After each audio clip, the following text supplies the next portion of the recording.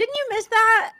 First of all, I was going to say, where the hell, bitch, where you been? Where have I been? This was the okay.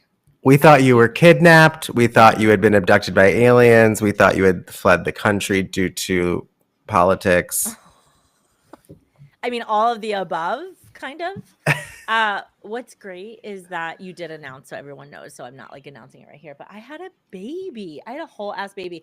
It was this was the hardest secret I have ever kept in my entire life.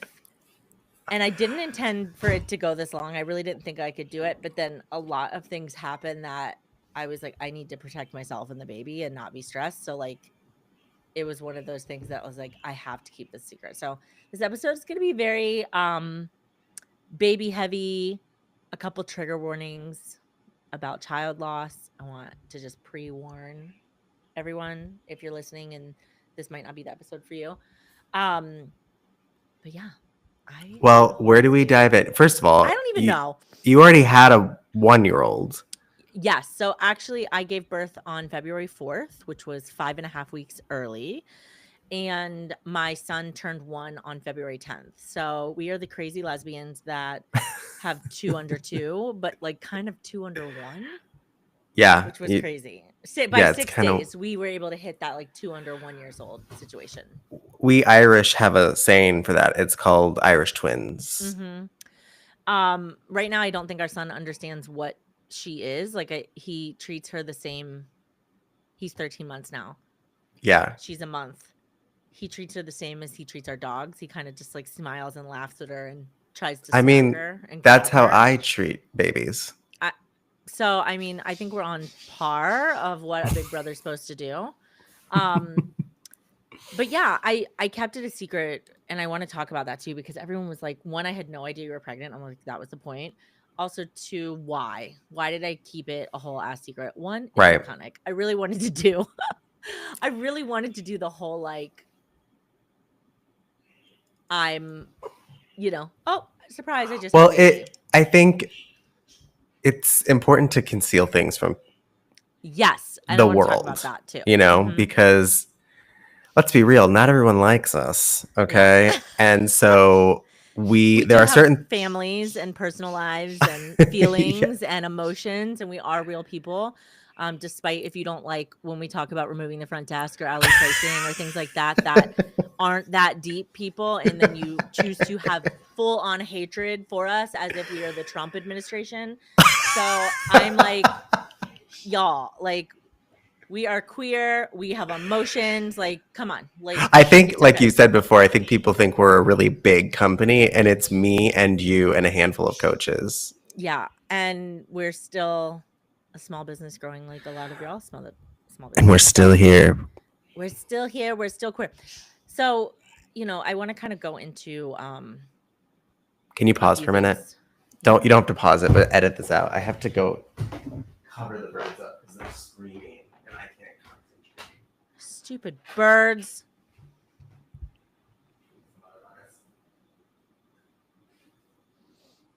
And the louder I get, the louder they want to get. It's like a fun game that you play.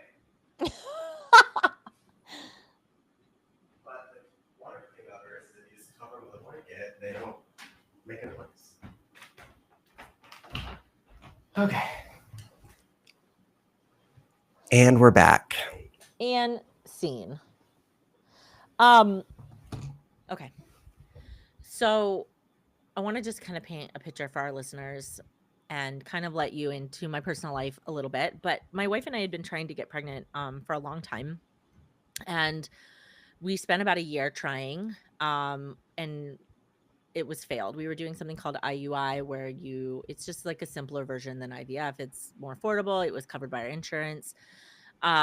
We then found out that we had to do IVF, and my partner and I both pulled eggs. David, you have been on this journey with us from the get-go. Like you could probably teach a class on IVF. Like I so could much tell the about story.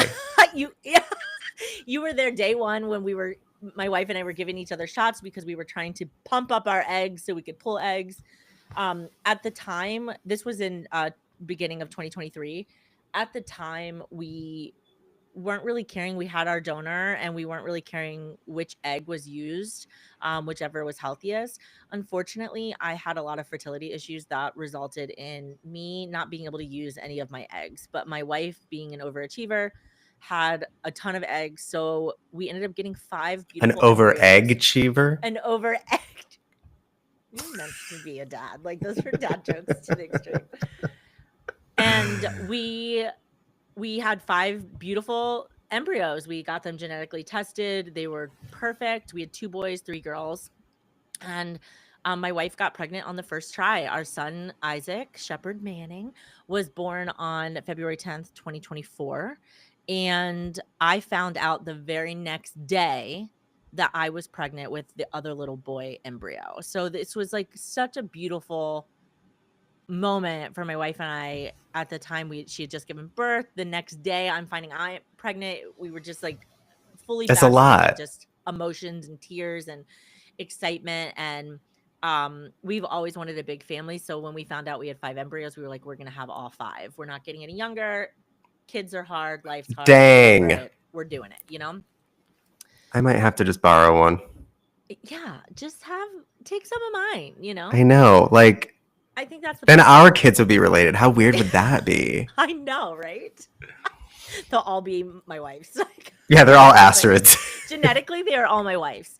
And so, you know, at the time, publicly, we were going through a lot in our business, in our personal life. David, you had just, you know, at that time lost your dad. You had, you know, like there was so much going on in our personal lives as well as our professional lives. The internet is fucking brutal.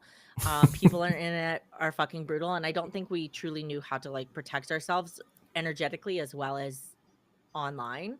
And I truly let that in. I let that in to a point that I was physically, emotionally, and mentally like devastated while also finding out I'm pregnant, while also taking care of a newborn.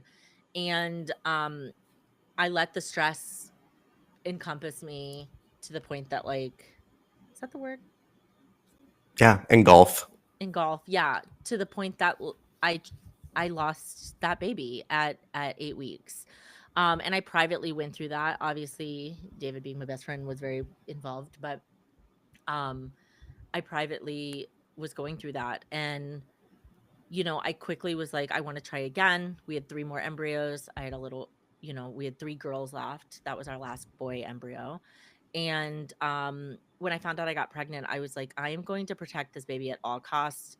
I'm going to protect myself. So I kind of took a break from the internet for a little bit and really just leaned into being a mom and taking care of our son and being pregnant. And it was great. And I cannot stress this enough. Like as a business owner, I'm so grateful for those of you out there, and we've said this before, our business behind the scenes is set up the same way that we coach our coaches and our students to set up their business.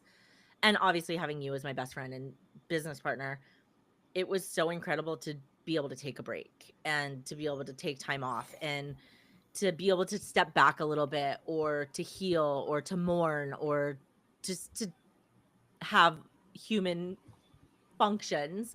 Yeah. And not have the business fall apart, still growing, still thriving.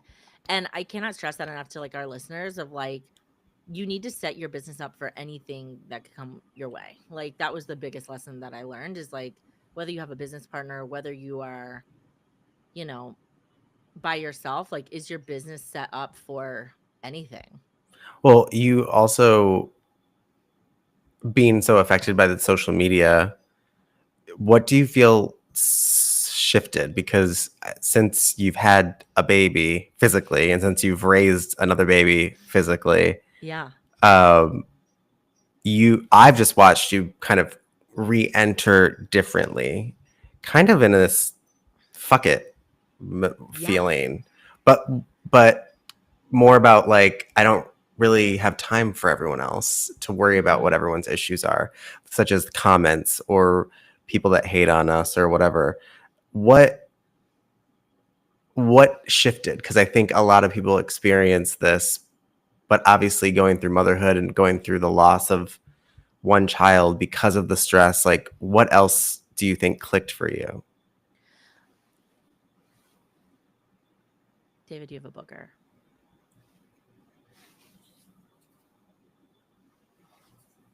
Where? It just came out. You breathed on the left nostril. You see it? Guys, I marked it. I'm gonna edit this out, but I didn't want you to keep going. It like you breathed and it shot out. when you stopped, I was like, "Oh my god, was that? Did I ask her so she didn't want to?" You like went like your face went like this, and I was got like, the booger. Let me see. Go. Okay, you're good. I just don't want everybody to be like, since tell a sad story, David's got a bat in the cave. I turned off my camera so I can't see me. Oh, okay. Really? Yeah, because otherwise I look at myself the whole time. Oh my god. Okay. So yeah, you noticed there was something, and I hate this is so sad for me to say.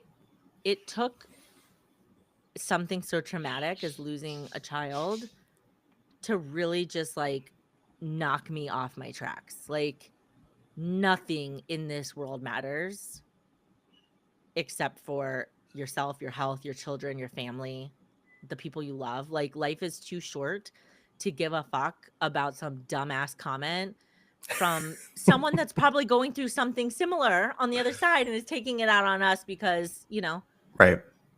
I said I don't like front desks, right? Something so stupid. It's like this is everything that's happening on the internet is so small compared to everything that is happening in the world. And just looking at these babies and taking care of them, I'm like, yeah.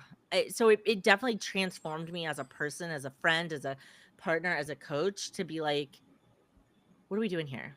Like, what are we Right. really doing here? Right? Like, what are we wasting our energy on? What are we wasting our time on? What are we struggling with that like isn't getting us to where we want to be in life? And I just didn't want to be that person anymore that cared about what anyone on the internet thought about me, because the reality is it's like you're going to have the family that you have, the friends that you have, the followers that you have because of the people that want to be a part of what you're doing and who you are. And Right. those are the people I want to talk to. I don't think people understand.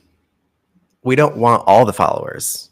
We just want the right And you followers. shouldn't want all the followers. And Right. I love when people And not everyone should follow us. Yeah, I love when people are like blah blah blah and so mean in the comments. And in my head, I'm like, you know, you don't have to follow us. You don't have to participate. You don't have to be there. There's a vast internet, Right. and you could be in a whole different corner of it. And if you want to be a part of us and you like what we're saying, amazing. And if you don't, that's also okay. But to waste your own energy to comment on anybody's platform negatively, especially when you don't understand what's happening outside or behind the screens, you are a very small person. You and will also never find the need yeah, to do it is a very strange need. because it fulfills you or it gives you energy or life, and it makes me feel bad for the people that I see, and then I'm like, you Well, I think should sign too. up for coaching because you can coach that right out of you if you'd like to join us. If I you're think the feeling other that thing way. too is that it's. I understand that our methods are disruptive, our marketing is disruptive, but that's exactly what marketing is supposed to be for it to work. I think people forget that Instagram and social media is at first and foremost a marketing tool. Correct. And then it has become more of in other areas, can also be a place for community. It can be a place of distraction. It can be a place of, I got to be honest, I've never seen one Instagram that is a place for true community. And I just don't think that Instagram is meant to do that place because, for it. well, yeah, because it's like to do that, you have to be so neutral that you have to let go of any of your beliefs, any of your stances, in order to make everyone happy. It's just not possible. And I think as business owners, it's so hard to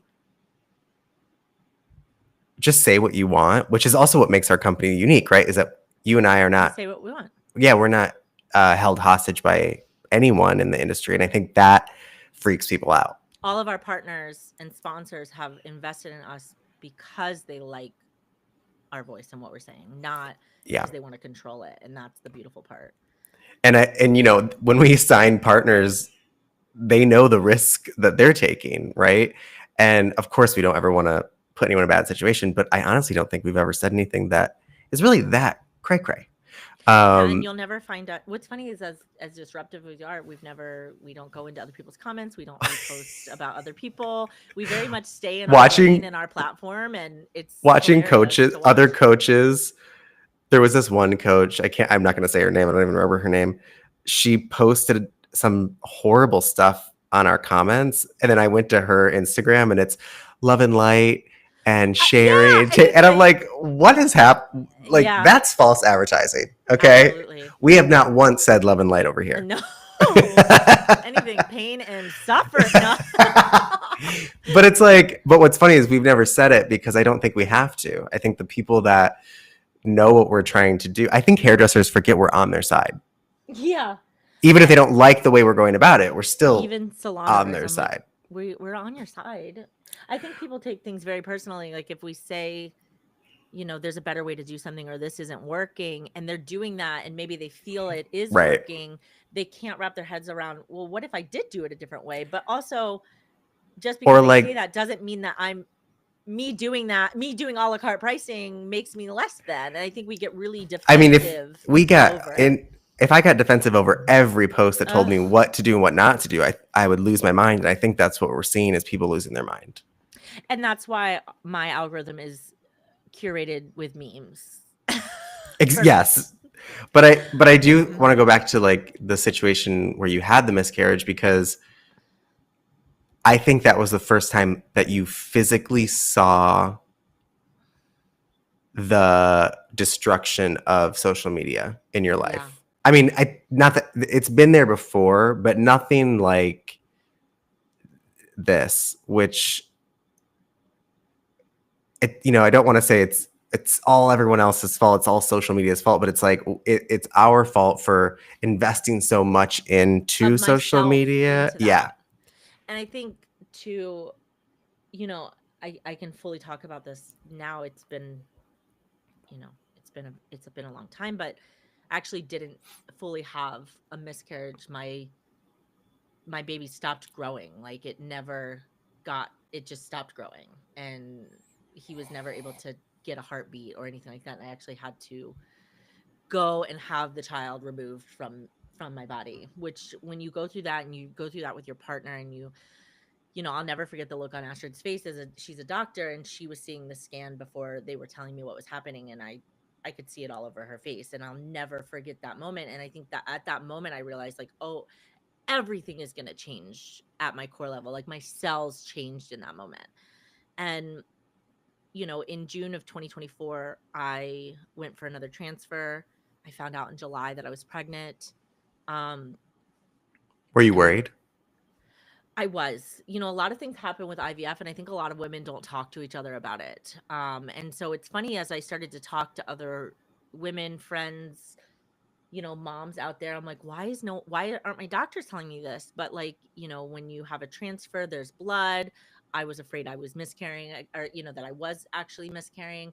And that's not the case. And as I talk to a lot more moms, and I know this is going to sound crazy, but Reddit and TikTok were such a saving grace because it's so sharing of places, of experiences. So like, rather than Google, I was able to talk to and see people that were experiencing the same thing that I was. And y'all, my pregnancy was rough. I mean, my first trimester, I was so sick. I was so nauseous. I was also taking care of a newborn. My partner had started residency. So I was, I'd stopped going to New York at the time to do hair. So I was like fully running our business, and coaching while also being pregnant and sick and taking care of a baby.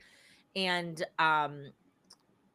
second trimester got a little better, but then I quickly developed preeclampsia, which was awful. I don't know if you know what that is, but it's essentially 70,000 women die every year of this, and I had no idea.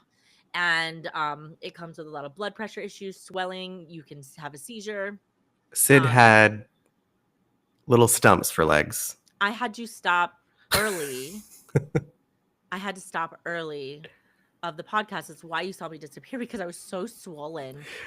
Like it would be jarring for anybody I to see remember- my face and not tell them what's going wrong. I mean, you all would have thought that if something terminal was happening, and it kind of was, but like it was. I was like, David, I have to leave the podcast. I remember I saw you get on camera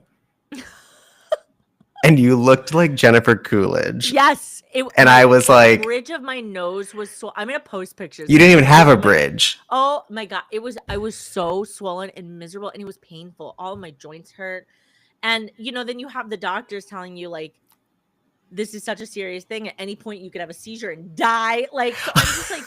They're also, at some point I had to start going to the hospital 3 days a week to be monitored. I started sending you pictures of my feet. You literally have a collection of. I have a my collection of feet. your swollen feet.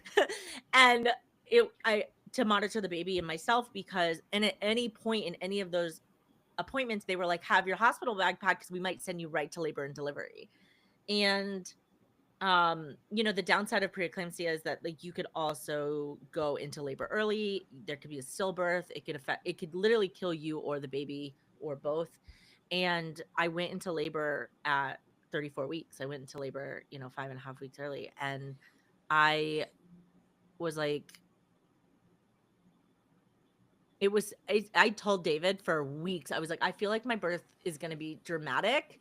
I feel like it's going to be straight out of a movie. My water's going to break. And that's exactly what happened. It was 2 a.m. My water broke. It was the one night off that my wife was off. We couldn't get a hold of the babysitter. We had to bring our son with us to the hospital. I'm throwing up from the pain. Like, it was just so dramatic. You called me. I was asleep and didn't answer, but I was like, I saw the call and I think I called. Then I text you. I said, David, my water literally just broke. That's what I text you. And then I called you as soon as I got up and you were just all hooked up. I think I called you right when the epidural hit because you were I was feeling good. Golden then. Like, of course, in true Sid and Astrid form, our babysitter finally answered because I was not supposed to go into labor. So she was not prepared. So Astrid ran the baby home. And while Astrid was gone, I developed to 7 centimeters dilated. And I was like, Astrid, you need to come home right now. And by the time the hospital. No, come to the hospital. I'll come to the hospital right now. And she had just dropped the baby off. And between the time that we're about 15 minutes from the hospital, our house, by the time she got to the hospital, which was maybe 30 minutes tops of me making that dramatic phone call, and I was 10 centimeters. And as soon as she walked in, we were pushing. Like, it was happening so fast. And baby Emerson came out. She was beautiful, but because she was born early, she had to go to the NICU. And I was sent off to get like a 24-hour magnesium drip because they were afraid that I was going to have a seizure. So for the first 24 hours, I couldn't even hold my baby outside of the 3 minutes that they put her on my chest. Right. So Astrid had to go down to the NICU and do a lot of the skin to skin while I was just kind of recovering upstairs in the hospital. And they did bring me down there later in the night to see her. And does it feel, Astrid delivered Isaac and you delivered Emerson. Is there a difference in feeling? Because they're both genetically hers? No, because one, well, yes, but also one came out of you, one came out of her. Do you feel a different connection to Emerson? I know you're supposed to say no, but I'm really curious. Like, yes and no. It's different. I feel so connected to my son, even though he's not biologically mine. Like, because Astrid went back to work quickly and then she started residency when he was 3 months old, I've been the primary parent. And that connection right there has been such a blessing. Like, yeah, he is connected to me as much as he is connected to Astrid. But I do feel like having that connection to a child that came out of your body is a little bit different too. And she's just a lump of bones and skin right now. Let's be she's just like hungry. She's a sock puppet. Yeah. Like, she's just like, I'm like, do you like me? Can you see me? Like, that's where we're at right now. But it's just a different connection. And it's really cool to have the siblings be 100% biological and 2 different birth moms. I think that's so great to have. And I do plan on having more babies. There is a chance that I will definitely get preeclampsia again. My doctors are prepared for it. Everyone's like, you're crazy, but I'm going to do it anyways. Not anytime soon. Don't worry. David's like, when? I'm like, okay, I need a paternity leave for my dog at this point. No, I think my biggest thing is just watching you take that time off and have it with the baby, and also just the last year with Isaac, and then kind of just watching your focus shift from social, because you were very big on social, to being a mom, to now re-entering it in this, what I see is a really balanced state, but yet you're almost really willing to go harder and more disruptive. Yeah. Which is the opposite of what I thought might happen. Yes. What's funny is that I give no fucks now.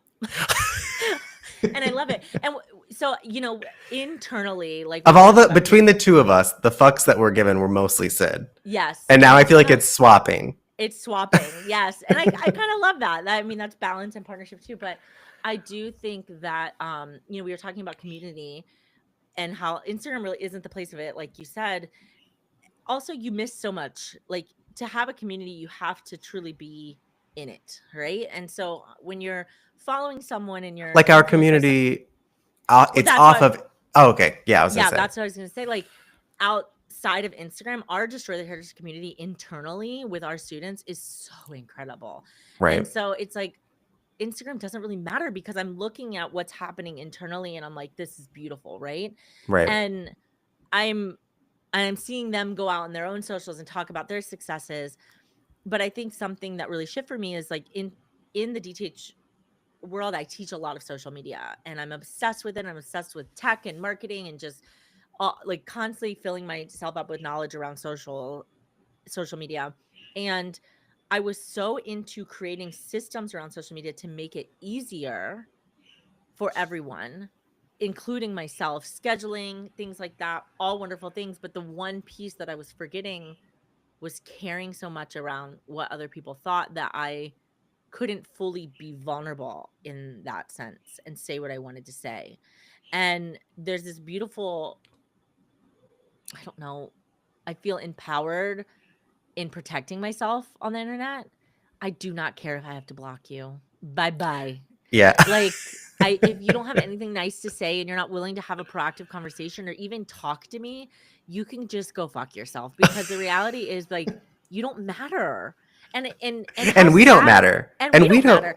So how sad for you that you feel the need to, like, what is your comment gonna do? Like, why are you trying to hurt someone else if you're not willing to trying to understand? And it goes back to the saying, like, if you have nothing nice to say, don't say anything at all. Like, because it's like you're not making changes right by saying something shitty to someone. Having conversations with people, trying to understand, even if you don't agree, those are the ways you make change. Be quiet. I love a bird interruption. We're done here, so we can. No. I have more to say. Hold on. Oh. I took my door off my hinges, and that's why.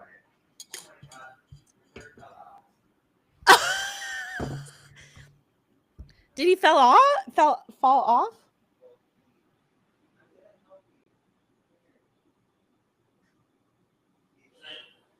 are you going? Oh my God, they're both out. Oh my God, Sylvia escaped.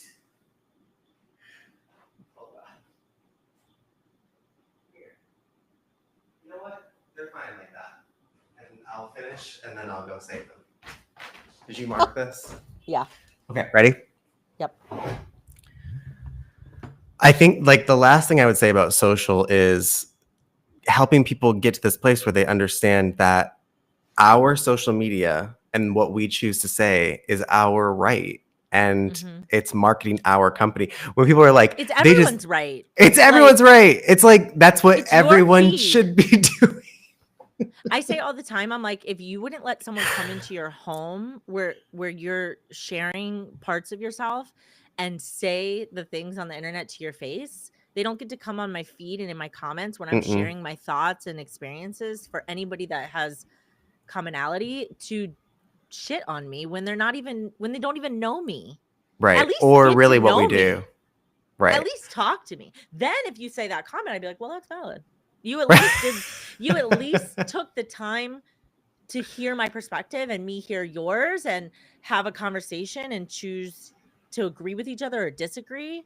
And what's funny is when I actually talk to people, they're like, They don't "Oh, yeah." disagree. They don't disagree. They're like, And they "Yeah, don't that hate makes us. sense." And I think the biggest thing too is Instagram, especially our Instagram, is not a debate stage. We're Yeah, not what we're is not this? we're not Boomer there. Facebook? We're not I doing know. this. I'm like, I'm not here to debate or prove my point in the comments to a bunch of trolls. If you want to know more, that's what the marketing did its job. It made you curious. It made you it triggered something in you. And the smart ones will say, maybe they're onto something. Or the smart ones will say, that's not for me. And you Yeah, just move on. it's insane. I It's will wild. say too, you know, there's lots of ways to protect yourself. Like, do not be afraid to hit that block button. Do not be afraid to delete someone. Do not be afraid Oh, delete to, comments. yeah, do what you need to do. Like, no one said there's no right or wrong to how you want to run your platform. And I just want everyone to know that, despite if someone gets mad at you for how you're doing it, again, it doesn't matter. It When you put that doesn't. phone down, your business is still running, your family is still growing, you know what I mean? Like, it does not matter.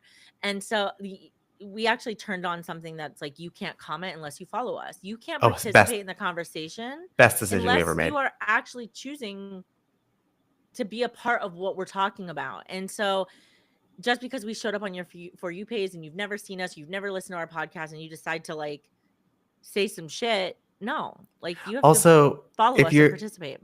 if your reason for not liking us or saying certain things is because you don't agree, it sounds like there's another issue, because Mhm. you cannot agree with people and not have to say anything. I don't know. It's just strange I to just me. feel like I don't vibe with them, unfollow. Yeah, or block. I don't, or block. Right? I don't want to see them anymore. Cool.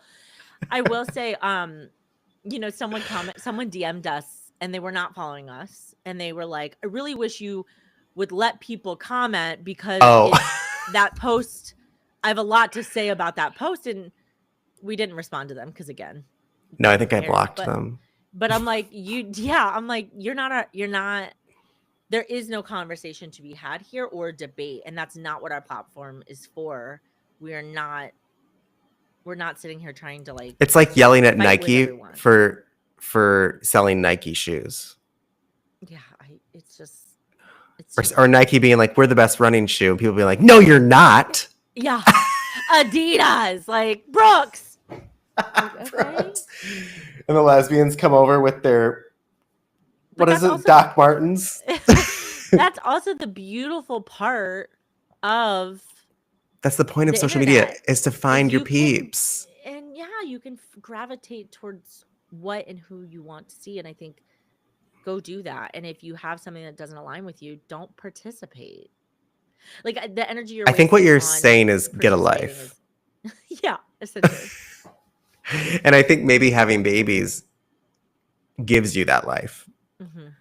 And for some people, It shifted my perspective. it for shifted sure, your in the perspective. world of like, oh, nothing matters. So I'm like, Nothing matters but my kids, my family, health, wealth. emotionally. Yes, Right. like things matter, but like, What about the Middle East, Sid? Does it matter? yes, everything matters and everything doesn't matter.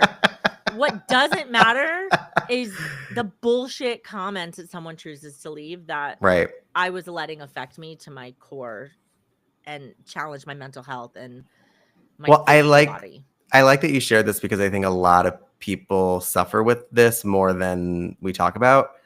And I think to share, the situation that happened during your pregnancy that you lost is, again, it's just to point out how much stress can affect us in our lives and in our business, and how much of that stress comes from social media and engagement through it. And again, it's not, I don't hear you blaming anyone or anything, other than it's just an eye-opening experience. It really was. And, it really made me,